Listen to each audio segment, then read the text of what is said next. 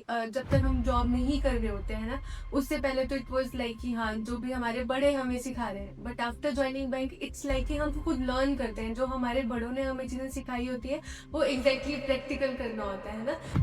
उन्होंने मुझे ये बोला था, कहते बेटा जितना आता है उतना ही बोलना।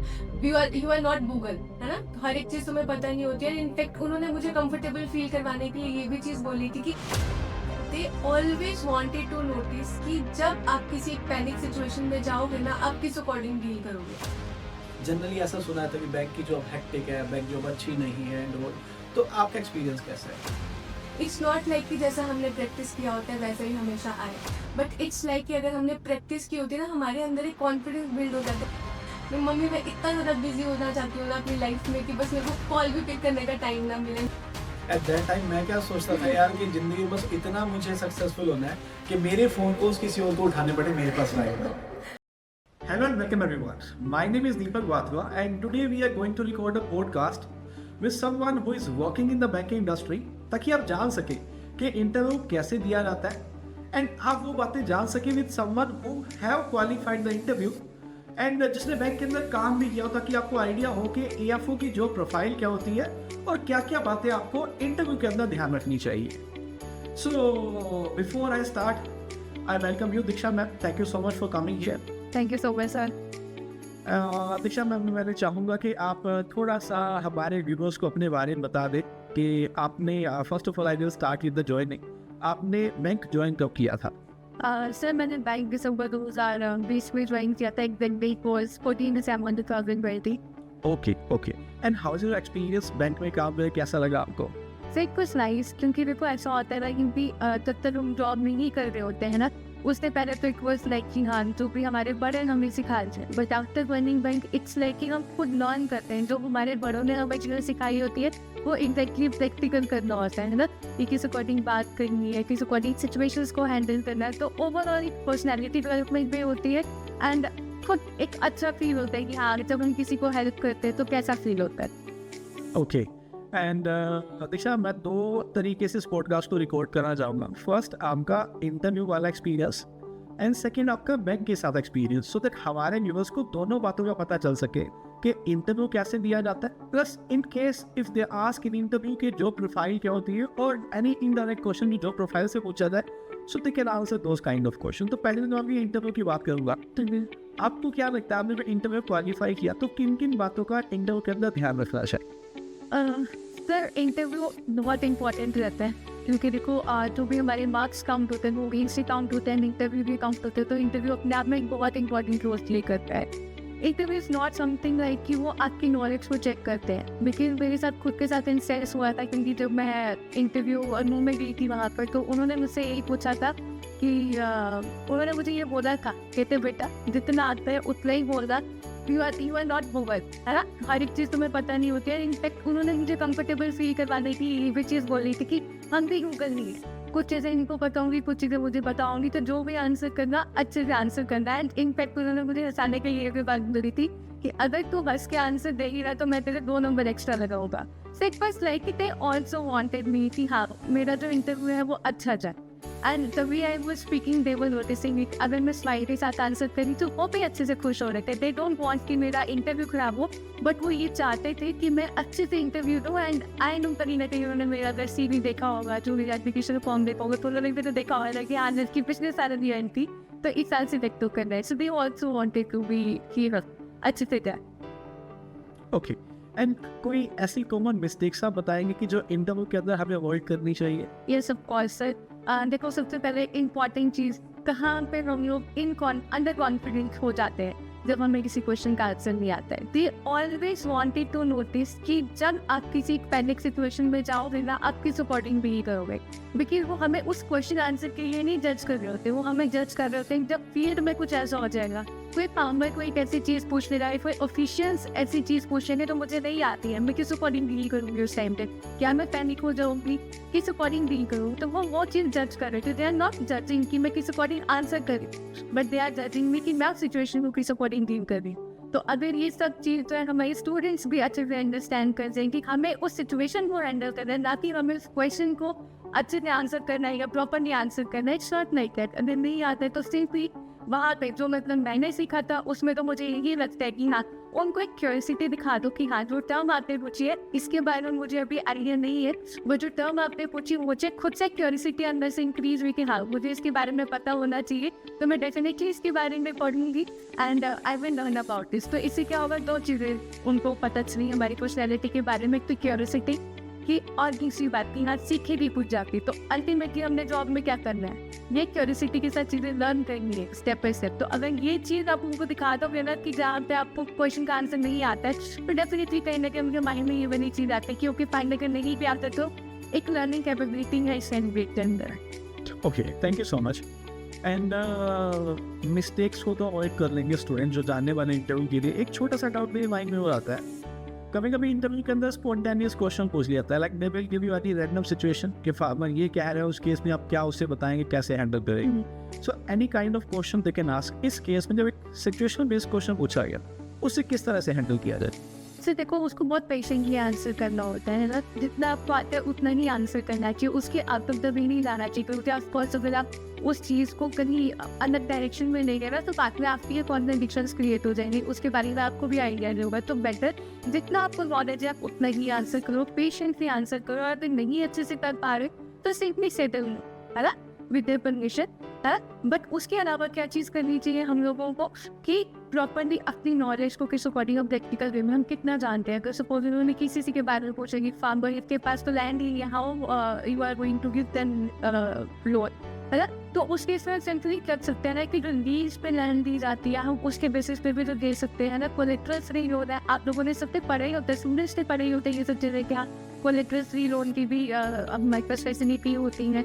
एंड जो कल्टिवेशन करते हैं उसके बेसिस पर भी तो लोन देते हैं ना, तो वो वाली नॉलेज वहाँ पे इंकलकेट करके एक अच्छा सा आंसर क्लेम कर सकते हैं। बट वही चीज़, जितनी नॉलेज है उतना ही आंसर करें, उसके आउट ऑफ द बॉक्स जाके ना आंसर करने की कोशिश करें। अदरवाइज आप एक ऐसी सिचुएशन में फंस जाओगे ना, क्योंकि वो लोग तो एक्सपीरियंस है, उनको इस फील्ड के बारे में अच्छे से नॉलेज है ना, तो उनके पास तो एन नंबर ऑफ क्वेश्चंस निकल जाएंगे। तो better answer only the way which you know, क्योंकि जैसे कि आपको मैंने बताया था, उन्होंने मुझे बोला कि यू आर नॉट गूगल, है ना, एंड अभी तो हम बैंक में जाके काम करेंगे, है ना, तो जहाँ वहाँ पे ज़्यादा बेटर में सीखेंगे, उससे पहले हमें जितना नॉलेज है बस उतना ही बताना होता है। Okay, thank you so much. आपने आंसर बताया कि कैसे उनको पेशेंटली डील करना चाहिए विद दैट सिनेरियो। मोस्टली मैं देखता हूँ जो सिचुएशन बेस्ड क्वेश्चन पूछे गए, it is relevant to KCC loan और समथिंग लाइक दैट। एक छोटा सा एग्जांपल, अच्छे इंटरव्यू में पूछा जाता है कि एक कस्टमर आपके पास आता है जिसका सिविल स्कोर अच्छा नहीं है but he is demanding for loan, या फिर एक कस्टमर आता है जिसकी repayment capacity let's say 3 lakh की है बट वो आंसर पूछ रहा है आपसे 5 लाख की लोन के लिए। सो इस केस में आप क्या करेंगे? सर इसके कैपेसिटी से बाहर तो हम नहीं जा सकते हैं, बिकॉज हम लोगों को भी डॉक्यूमेंटेशन रेडी करनी होती है और सब चीज़ें होती हैं। बट उस केस में हम फार्मर को प्रॉपरली अपनी जो प्लान चाहिए स्कीम है उसके बारे में उसको अच्छे से अवेयर करवा सकते हैं। If farmer is having something more with him, है ना, तो कहीं ना कहीं उसका वो लोन के साथ में चल सकते हैं और साथ साथ उसकी केसेस सीधे चल सकते हैं, तो इस अकॉर्डिंग भी उस सिचुएशन को हैंडल कर सकते हैं वहाँ पर। गोल्ड लोन के बारे में भी आइडिया होना चाहिए थोड़ा सा, और सबसे ईजीएस्ट लोन होता है ये वाला, तो केसीसी के साथ हम एक वो चीज़ भी ऐड कर सकते हैं।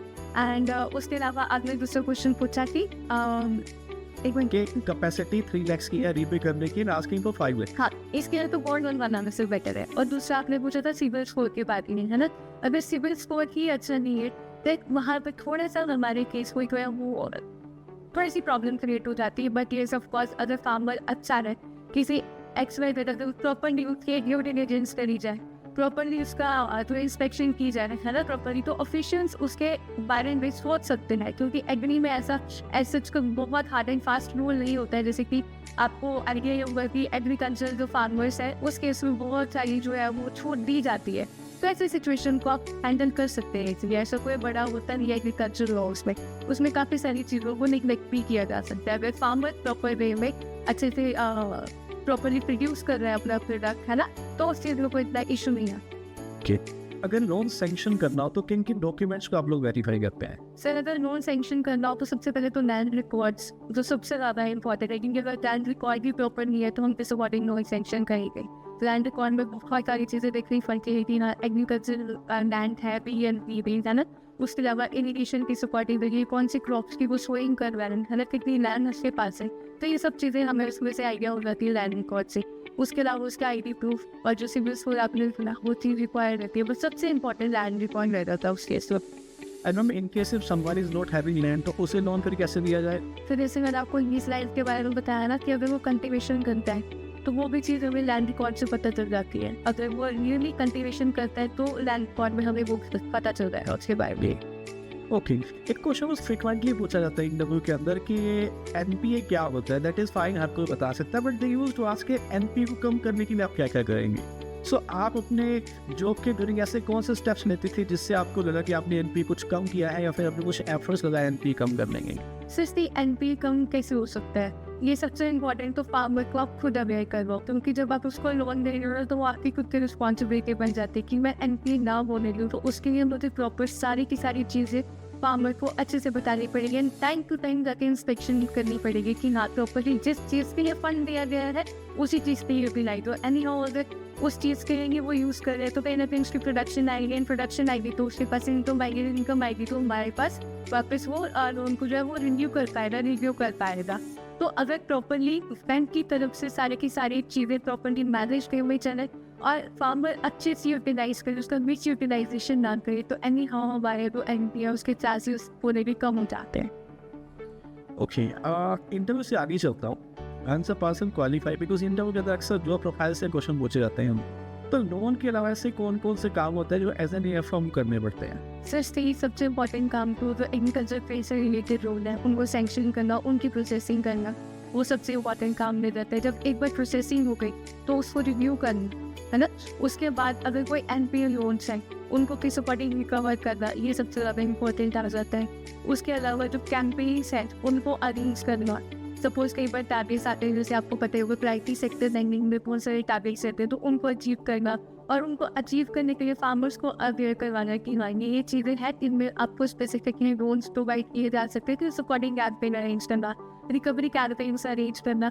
तो ये सब जॉब प्रोफाइल में रहते हैं। डॉक्यूमेंटेशन सबसे इंपॉर्टेंट बात है, डॉक्यूमेंटेशन एंड कंप्लायंस, ये दो चीज़ें बहुत इंपॉर्टेंट है कि ये तो सारा जो भी मैंने इससे पहले आपको बता रही हूँ तो प्रैक्टिकल वे में था, बट जो डॉक्यूमेंटरी फॉर्म में that is documentation and compliance. तो अगर ये चीज़ें प्रॉपर है तो दिस इन और जो हमारा जॉब प्रोफाइल है।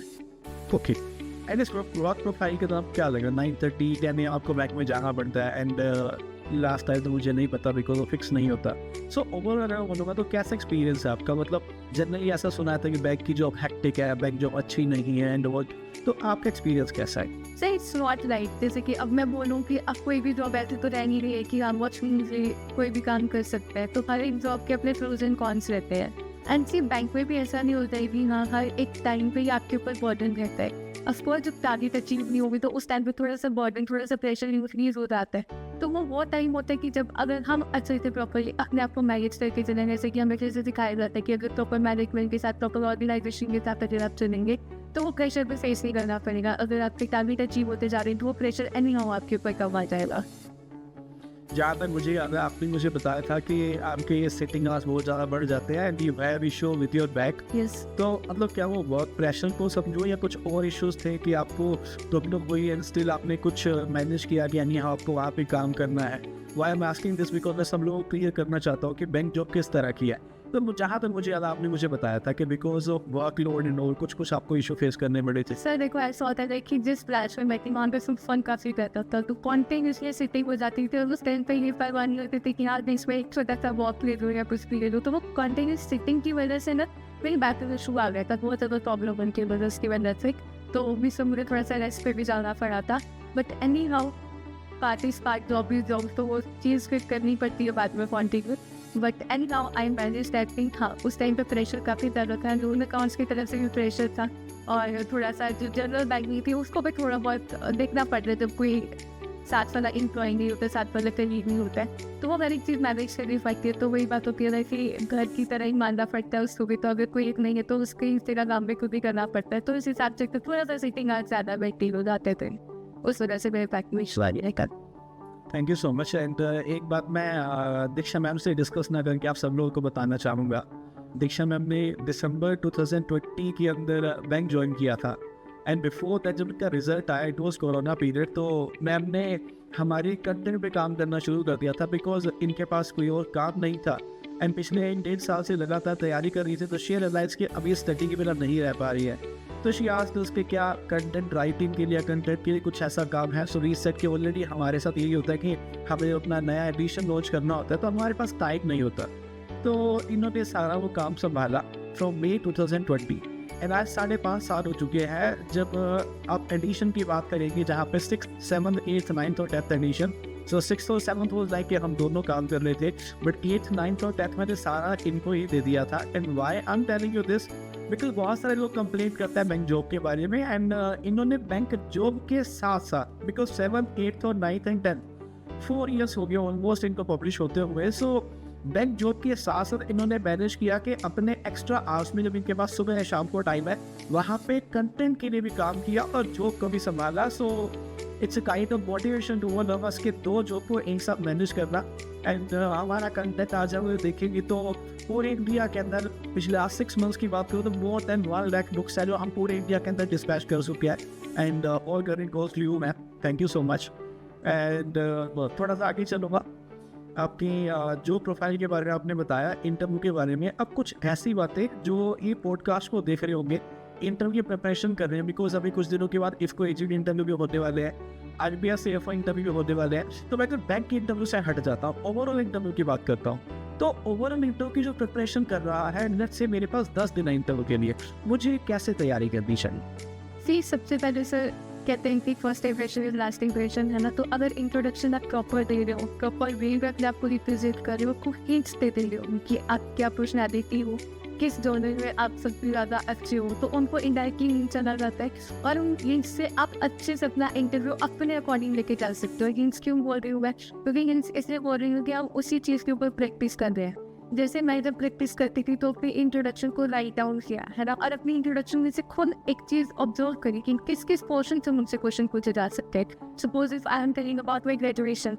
तो मेरी ग्रेजुएशन से रिलेटेड टाइप के क्वेश्चन पुट किए जा सकते हैं। इनफैक्ट मेरे साथ ऐसा हुआ भी था, when I told them about my university, my school, मेरी यूनिवर्सिटी है, तो उन्होंने मुझसे सबसे पहले पूछा कि आपकी फर्स्ट PM कौन थी, तो यूएस बेस्ड पर मान।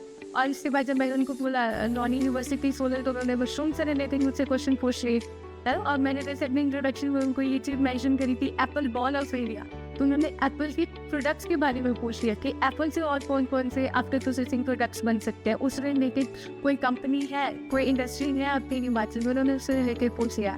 मैंने told them about that I belong to Hamirpur, तो उन्होंने मुझसे ये पूछ लिया कि हमीरपुर डिस्ट्रिक्ट से कोई फेमस पर्सनैलिटी के बारे में बताएंगे। तो at that time mister Anurag Thakur was there, so they were wanting me कि मैं अनुराग ठाकुर जी के बारे में कुछ बताऊं। तो इस अकॉर्डिंग मतलब मैं आपको वही चीज़ बता रही हूँ, अगर इंट्रोडक्शन आपके पास प्रॉपरली फ्रेम्ड है और अगर आपने उसे मल्टीपल क्रॉस क्वेश्चन अगर रेडी करेंगे, तो एनी नाउ आपको खुद भी पता है आपसे क्या क्वेश्चन पुट किए जाएंगे। और अगर आपने उन क्रॉस क्वेश्चन को अच्छे से प्रैक्टिस करती है, आपको पता चलता जाएगा आपसे कितने टाइप के क्वेश्चन पुट किए जा सकते हैं। तो इट्स लाइक ये हमारे पास खुद के पास एक आइडिया होता है कि हाँ हमारे से क्या क्या क्वेश्चन पूछे जा सकते हैं, और उनकी अगर हम प्रैक्टिस करते जाए तो इंटरव्यू बहुत अच्छे से बहुत स्मूथली जाता है। इट्स नॉट लाइक कि जैसा हमने प्रैक्टिस किया होता है वैसा ही हमेशा आए, बट इट्स लाइक कि अगर हमने प्रैक्टिस की होती है ना, हमारे अंदर एक कॉन्फिडेंस बिल्ड हो जाता है क्योंकि फाइन हम लोगों ने पढ़ा हुआ है एंड हमें इनफ नॉलेज है, हम सिचुएशंस को अच्छे से डील कर सकते हैं। So this is all about interview. Thank you so much ma'am. मतलब आपके कहने का मतलब ये है कि जो बच्चा इंटरव्यू में जा रहा है अपने लोकल एरिया से, उसे just agriculture point of view से नॉलेज इकट्ठा नहीं करना, सारा कुछ रिलेटेड टू पॉलिटिकल पार्टीज या फिर पॉलिटिशियन कह दीजिए, और जो ज्योग्राफी का पार्ट हो गया, जो भी रेलेवेंट इन्फॉर्मेशन है और समथिंग न्यू जो करंट के अंदर हैपनिंग है वहाँ पे, वो सारी बातें उसको पता होनी चाहिए। ओके, एंड मैम इन बातों कैसे मतलब एग्रीकल्चर तो ठीक है, so I can search for के क्रॉप्स कौन से होती है, वैरायटी कौन सी, नियरेस्ट FPO APMC मंडी, ये सब बातें इकट्ठी कर लूँगा, but how will I come to know the other information which is not relevant to agriculture? सिर्फ इसके बारे में ओवरऑल हमें एक नॉलेज खुद भी ग्रैब करनी चाहिए, है ना, कि और क्या क्या क्वेश्चंस खुद के वैसे तो इसमें बैंकिंग अवेयरनेस है, बैंकिंग अवेयरनेस से 1 या 2 क्वेश्चन डेफिनेटली पूछे जा सकते हैं।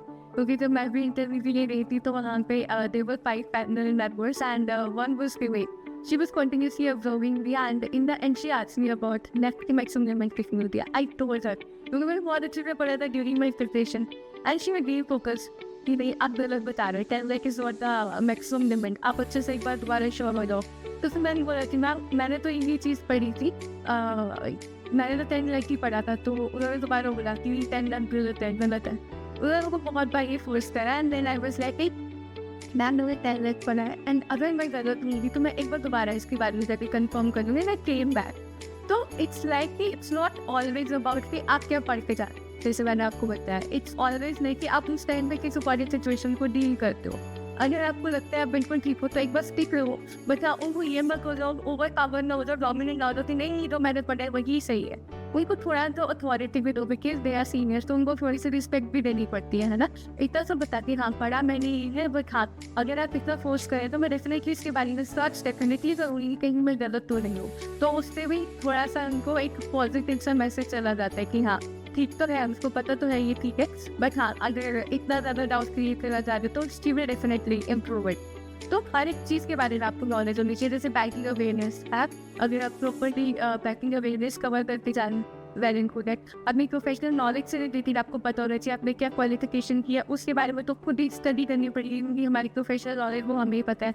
उसके अलावा HR वाला पार्ट उसको भी अगर आप प्रैक्टिस करते हो, अगर आप कहीं से प्रिपरेशन कर रहे हो तो वेल एंड गुड, तो आपको अच्छे से HR की प्रैक्टिस करवाई देंगे।